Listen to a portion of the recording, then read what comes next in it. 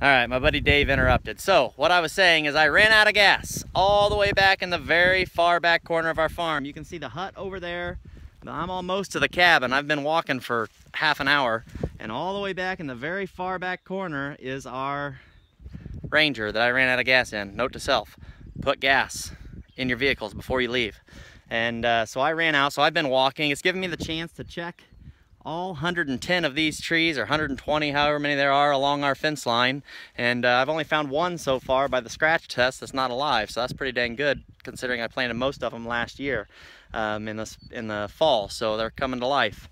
We just need some more rain, but this is a cool spot on our farm. You can see the cabin and the pond, but I thought I'd take a breather because I'm kind of out of shape and don't like to walk, and tell you why. People say all the time, why do you plant trees, Mr. Davis? The truth is that you don't plant a tree for you when you plant a tree, especially when you're 37 years old like myself. I'll be an 80-year-old before these trees are big enough for me to climb up in even.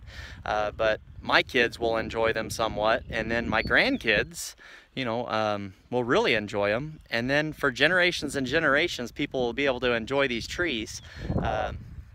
You know, I've heard people, my grandpa talk when I was a kid about trees that he planted, and they were so big. And in my dad's yard, I remember trees from when I was a kid that I like to talk to Bryce and Brock about, that I used to be able to jump over, and now they're pretty big trees. You know, that's only 30 years later, they're pretty big trees. But some of these trees I'm planting out here, you know, we're talking thousands of trees in 100 years, or when I'm long gone. Somebody may not even remember who planted these trees, may not even be the Davis farm anymore, but somebody's going to walk along here and know that, you know, a squirrel did not plant all these trees in this nice straight row, and this is going to be a beautiful place to walk around and see wildlife and giant majestic trees that are going to provide lots of good things for our environment. But more than anything, it's kind of like leaving a legacy to be known for and remembered by, that you took the time to do that. And my kids will benefit. You know, my grandkids someday, they may choose to come out here and cut some of these trees down because they'll be valuable someday. You know, 100 years from now, these oak trees will be probably worth thousands of dollars a piece, and there's thousands of them. So lots of reasons to do it. It's rewarding. I love spending time out here with my family, getting out of the house, off the screens. Lots of good memories planting trees, caring for the trees, a lot of frustrating memories too. But I just really find it rewarding, and I hope somebody in the future enjoys it.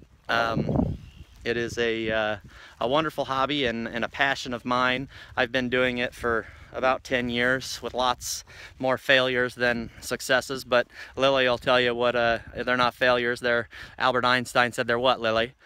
That's right, they're not failures, they're just steps towards success. So, you know, I'm gonna continue planting trees. Some will continue to die, and I'll continue to replant them, just like a crazy little squirrel running around the woods planting nuts.